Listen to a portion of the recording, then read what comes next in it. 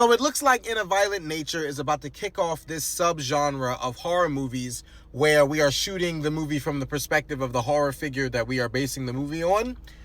And before those movies kick off, because this is the second one now by Steven Soderbergh this time, those are very interesting concepts. But here's what I need us to do from here on out. I need us to make them interesting, because In a Violent Nature was interesting. This one, however, was extremely boring. And it's actually a shame, because the story going on in this movie is actually really damn interesting. And like what the presence is, I can't necessarily get into like crazy spoilers, but like where the story ends up and what you find out the presence actually is and what it means to the, family that's in the house and stuff like that.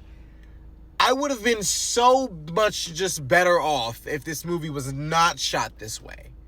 Like if we just really just shot it in the normal essence of a horror movie, it would have been so much better for me. It's good and it definitely has its moments, but watching this movie strictly from the perspective of the ghost was thoroughly disappointing for me. I mean, the main reason being is just because I'm thinking to myself, okay, since we are going to see this movie from the perspective of the entity that is haunting this home, I'm thinking we're going to be seeing this entity like kill people throughout the movie and just like be messing with people in the way we see just all other ghost entity movies. I'm thinking it's going to be like that. This is the friendliest ghost I've ever seen in my life, and there's a reason for that. But again, if that was going to be the case, I didn't need to see it from the perspective of the ghost at all. I didn't need that. I mean, this ghost is cleaning up rooms. It's doing like little petty stuff. It's only getting mad and very sly and will like flicker lights and just like move stuff around when it gets very like frustrated that somebody's saying something about the little girl it's trying to protect. But then it's just like, after a while, you're just like, I really wish I could just watch this from the movie's perspective, because this is kind of getting like old. It's getting stale. And even in the beginning of the movie, it completely introduces the concept to you, because the presence is walking around the house. And even then, it's like, I'm literally thinking to myself, like 30 seconds into that, let's get some people into this, because this is not going to hold my attention that long. Like I'm literally just... I can't help but think like, I'm just watching somebody walk around the house with a camera. Very, very quietly. Just like ninja footsteps. I'm just like, let's get people in this movie, because this is not going to hold my attention. And then, like I said, again, the entity does not do anything. And again, there is a reason and a story behind the entity and everything. And like I said, the story for this movie is great. And it really actually upsets me, because if we would have just gotten this movie from the perspective of the people that moved into this home, would have been a much better movie. Much better movie. Now, the performances are good. I love Lucy Liu in this movie. The girl, Chloe, she's great. At first, some of the performances are watching the kids kind of just like threw me, because I'm like,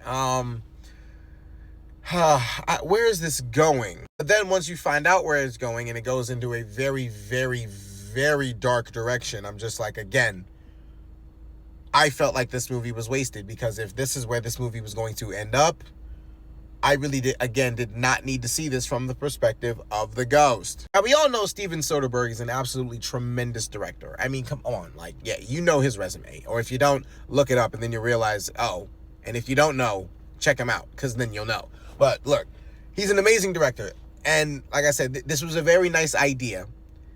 Great concept. Like, I think it is very interesting that people want to shoot these horror movies from the perspectives of like the killer, the ghost, like whatever the entity is or whatever the horror figure is. But it's like, again, the execution of these things before we start to kick this subgenre off, execution's got to be interesting. It's got to hold the attention of the audience. Like, because you're following the perspective of an entity in this movie, there are a lot of silent moments. Just like In the Violent Nature, you're following the perspective of a killer. So he's not saying anything, he's just walking. But then those silent moments in that movie paid off, because you got to see some really cool kills.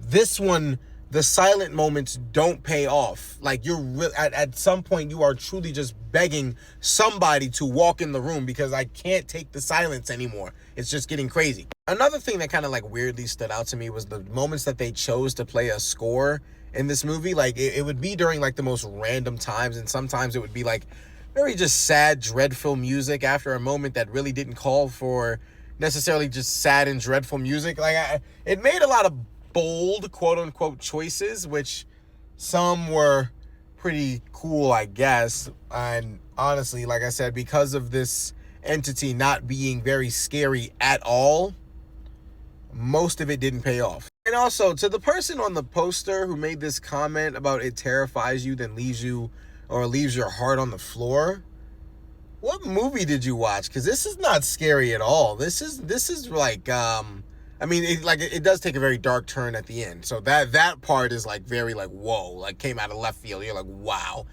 I did not expect that to happen. But as far as the movie as a whole, what were you watching?